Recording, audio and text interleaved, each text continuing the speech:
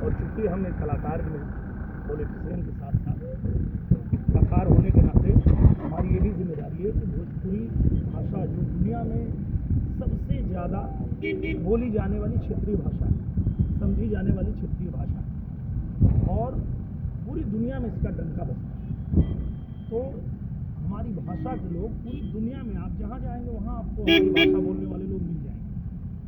तो ऐसे में हम सभी भोजपुरी भाषा बोलने वाले लोगों को एकजुट होकर के एक साथ रहना पड़ेगा। न कहीं जाति के नाम पे बंटना है, न कहीं धर्म के नाम पे बंटना है, न कहीं राज्य के नाम पे बंटना है।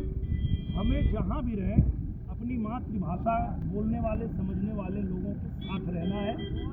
नहीं तो जिस तरह से इस देश में साजिश चल रही है, जिस तरह से कहीं भाषा के नाम पे, कहीं राज्य के नाम पे लोग जो है प्रताड़ित कर रहे हैं, ऐसे लोगों का अगर विरोध नहीं किया गया तो इनका मन और बढ़ जाएगा और इनका मन बढ़ेगा तो इन लोगों ने पहले भी ऐसे कांड किए थे। 2008 में आप लोगों ने देखा होगा कि 2008 में यही हमारे भोजपुरी भाषी और भी राज्यों से जाने वाले लोगों को उसी महाराष्ट्र में मारा पीटा गया था। अब ये फिर वही करने की कोशिश ये लोग कर रहे हैं।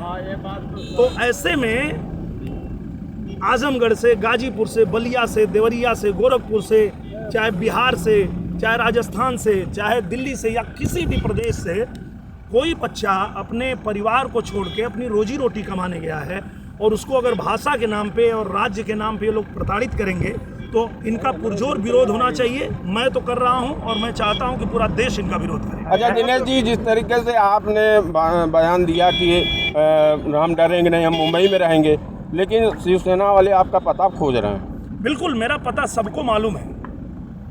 आप महाराष्ट्र में जाएंगे और किसी रिक्शे पे बैठ जाएंगे और कहेंगे कि निरहुआ के घरे ले चल, पहुंचा दे, तो ऐसी बात नहीं। क्या उनको पता नहीं मालूम है?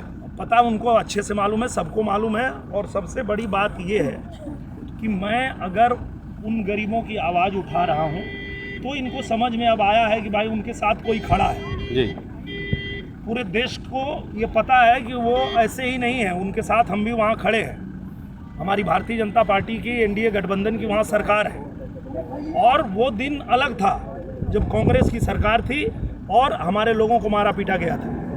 अब मोदी जी की सरकार है, तुम्हारी गुंडई नहीं चलेगी, यही बताने की कोशिश कर रहा हूँ मैं। अच्छा, ये राजनीति है या वोट की राजनीति है? ये देश हित में कितना सही है? ये पूरी तरह से देश को तोड़ने का काम कर रहे हैं ये लोग समाज को तोड़ने का काम कर रहे हैं। आप देखिए, मैं एक फिल्म बनाता हूँ, अभी मेरी फिल्म आई हमारा नाम बा कन्हैया, जो पूरे देश में रिलीज हुई है।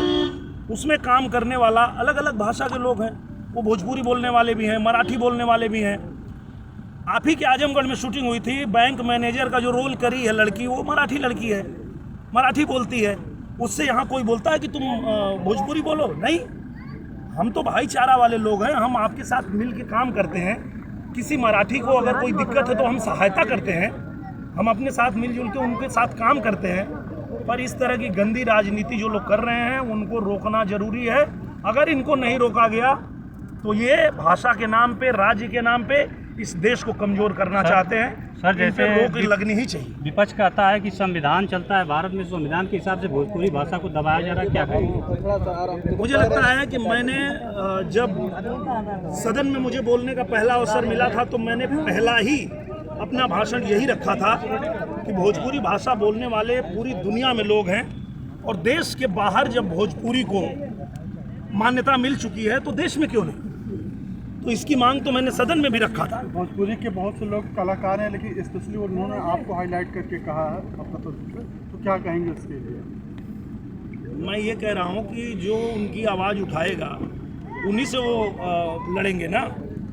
तो भाई, ये देश संविधान से चलेगा कि गुंडागर्दी से चलेगा? कानून व्यवस्था से ये देश चलेगा कि गुंडागर्दी से चलेगा? अपने भोजपुरी समाज के लिए क्या कहेंगे?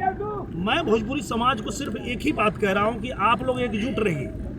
अगर आपको ये लोग जाति के नाम पे बांट दिए, अगर ये लोग आपको राज्य के नाम पे बांट दिए तो आप कमज़ोर हो जाएंगे। आप कमज़ोर मत बनिए। आप अपनी भाषा के लिए, अपने लोगों के लिए पूरे ताकत के साथ खड़े होइए, यही समय है। और